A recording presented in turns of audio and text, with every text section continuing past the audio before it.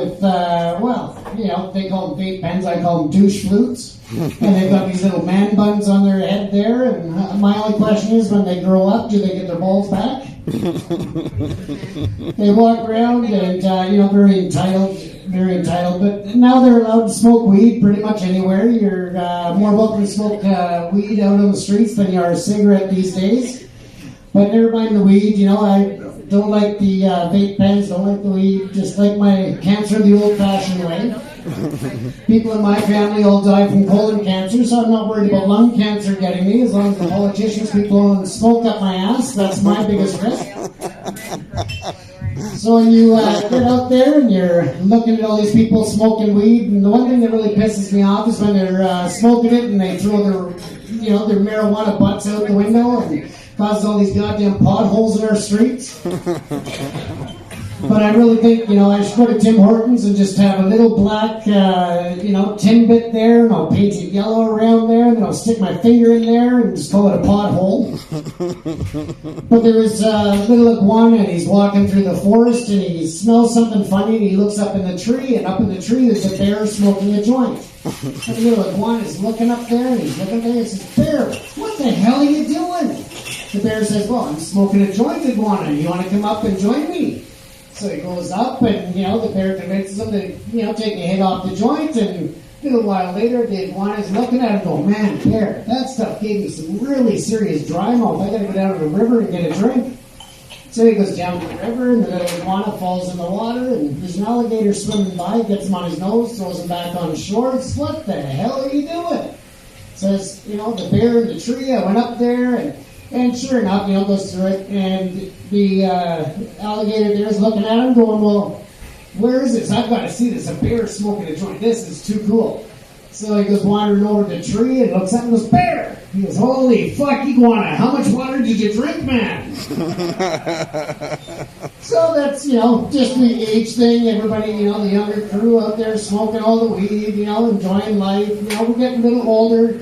And I knew I was getting older because, the eyes seem to be going. Now I need reading glasses, and, I'm not losing my hair up here. It's just relocating. When I was younger, I never had to trim my nose or my ears and, my back. And, what I think would be fun, though, is phone up one of these hair transplant places and just tell them that you're losing your hair here and gaining it on your ass and ask them to go replant that, or even do it in reverse and really mess them up. Tell them you start to sprout hair on your head, and now you need it, back down there because your girlfriend liked it. She's pissed off because you shaved. But, just mess with them a little and have some fun, because that's what I enjoy doing. Just mess with anybody. You just walk up to somebody and, scream at them. Just do it. It's fun. But I hear that, somebody's favorite time of year is Christmas time over here. And, Christmas is highly overrated. We know Santa's not real, but, think about it, guys. People complain, well, Santa's not real. Silicone breasts aren't real. When we were kids, we played with Tonka trucks. We knew they weren't real. It doesn't mean we didn't have fun with them. Just go with it. But at my age, sex is something else that's, like the hair, it just disappeared. I tried that computer sex there, and didn't think that worked out too well. That fan really frickin' hurt. But now that I'm circumcised, life is better. But my computer, after the computer sex, it got the Freudian virus where the hard drive, or the floppy drive turned to the hard drive and tried to ram the motherboard.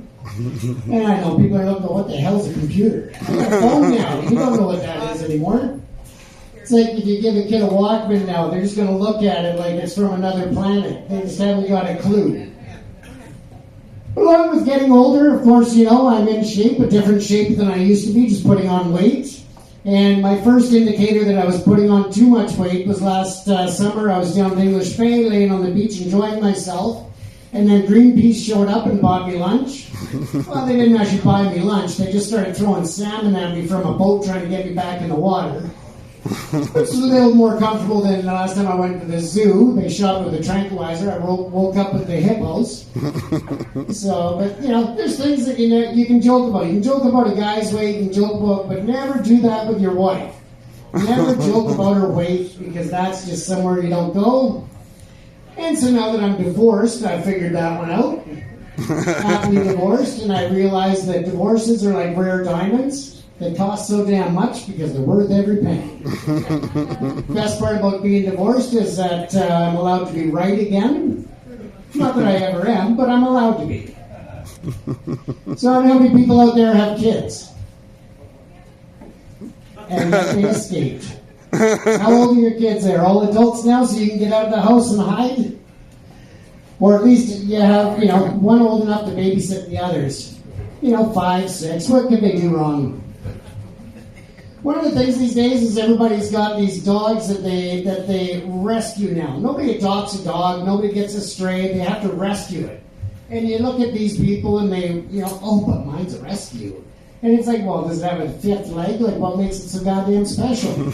But it's just about the ego.